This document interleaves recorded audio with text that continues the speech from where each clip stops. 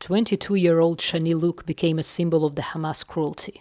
She is one of 260 people killed by Hamas militants who attacked a music festival in South Israel on October 7. Shani's father, Louk, says the family recognized her tattoos on an unconscious woman seen on social media in the back of a pickup truck full of armed men. My daughter Shani is a beautiful, beautiful girl, and most of the people saw her in a horrific way. She was thrown on the back of a pickup and led into Gaza. And since then, of course, we don't have any clue where her body is, but we got full confirmation that she was dead and was shot right on spot of the party. Louk says the family did not know that Shani was attending the music festival that day. I was sure that she's in Tel Aviv in her apartment. So we called her to tell her to go into the basement because we know that she was sleeping a lot in the morning and she was tired in the morning. And we wanted to tell her to go into a shelter because there are rockets all over. And then she answered and she said, look, we are at the party in the south near Gaza and we are heading towards Tel Aviv because here there's a mess.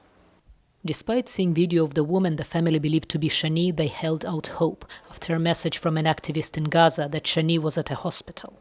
This week, the family received confirmation of her death from a forensics team that tested a fragment of her skull. It's very hard to know that that our beloved girl was murdered and probably will never see her body even again.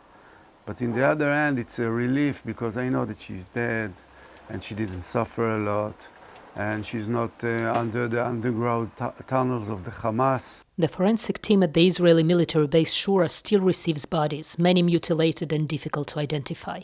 We have seen signs of abuse. We have seen decapitated bodies. We have seen bodies that are dismembered. We have seen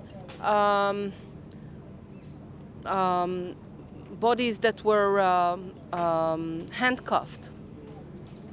We've seen bodies that are burnt. I think that's enough to say that that's not what you see normally in crime scenes.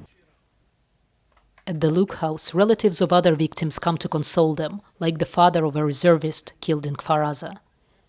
Louk says Israel wants peace, but Hamas must pay for what it did. Meanwhile, Levin Elad says the forensic team's top mission is to help other families like the Louks learn what happened to their loved ones. Natasha, Mozgovaya, VOA News, Srigim, Leon, Israel.